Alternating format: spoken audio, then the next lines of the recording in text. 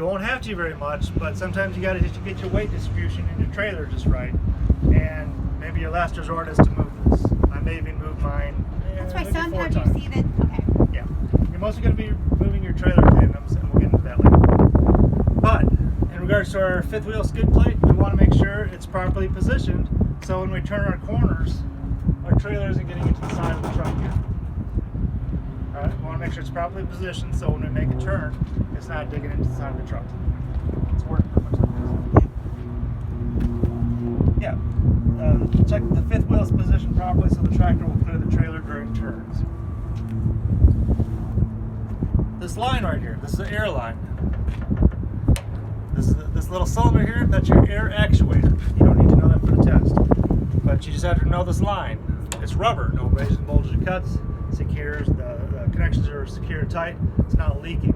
Now what this does, that air actuator and the air hose, it has air going through it, dirt. And that's what you push a lever on the dashboard in there and it sucks those pins in. And you can slide it back and forth. You don't have to talk about the actuator, but you do have to talk about the hose. Okay?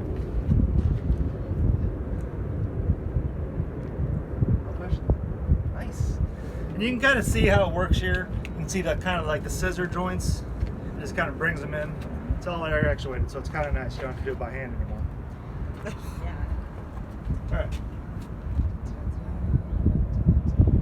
Okay, so we're just going to check these pins that we're talking about that get sucked in. We want to make sure they're fully engaged and locked in place. You shouldn't be able to push them in. Okay, so I can pull them out. The gauge on the dash. There's a little button on the dash. Okay. You're talking about, you're thinking of something else. Yes, I was Wait.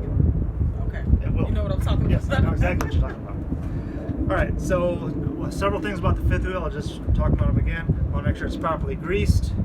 Make sure our airline here to our actuator, no leaks, no abrasion, motion cuts, connections are secure and tight. We want to make sure the fifth wheel is positioned so it doesn't dig into the side of the trailer during turns. And we'll make sure our locking pins here are locked in place and secure. Okay, now we're going to keep working our way down. So we talked about our fifth wheel. We're going to go back and talk about it a little bit more because, yeah, that's what we do. That's not cracked or broken. It's held in place. Now, think of this in layers. I'm not going to do my Shrek voice here, but think of it in layers like an onion. So you've got your fifth wheel. You've got your platform, all right? Your fifth wheel is attached to your platform. This is your platform, this whole thing that goes along here. See that? This whole long thing. You can kind of see it with this pin up here. See the pin on the fifth wheel?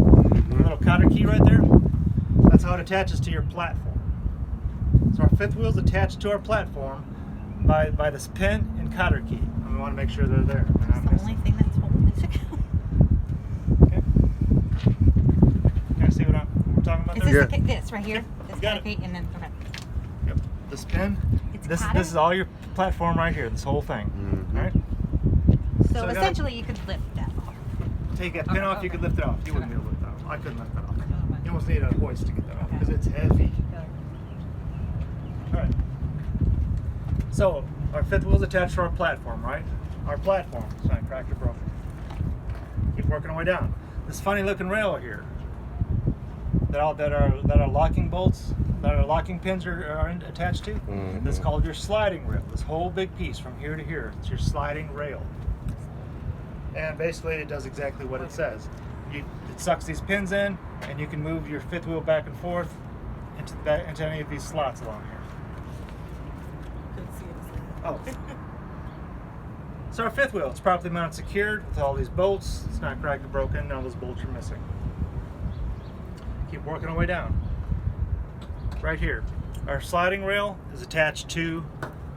Frames. Close. Close. Close. Frame? Nope. Close. Okay. Dual. Nope. Nope. Look it up. It's not axle. Frame Frame bracket. mount. Frame. Frame brackets. Yeah, I've been saying brackets. Yeah. Frame out. Frame bracket. This is your frame mounts, frame brackets, take your pick because it attaches to the frame. But we have to talk about this separate. So we got our fifth wheel, we got our platform, we got our sliding rail, we got our mounting brackets, our frame mounting brackets, properly mounted secured, not cracked or broken. All these bolts here, none of them are missing. that attaches to our frame. Right? And that's all you got to talk about. All that. Not the locking jaw.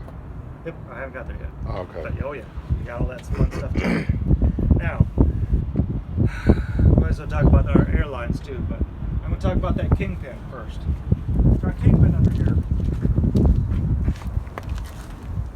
You want to make sure it's not cracked or broken. You want to make sure it's not dented.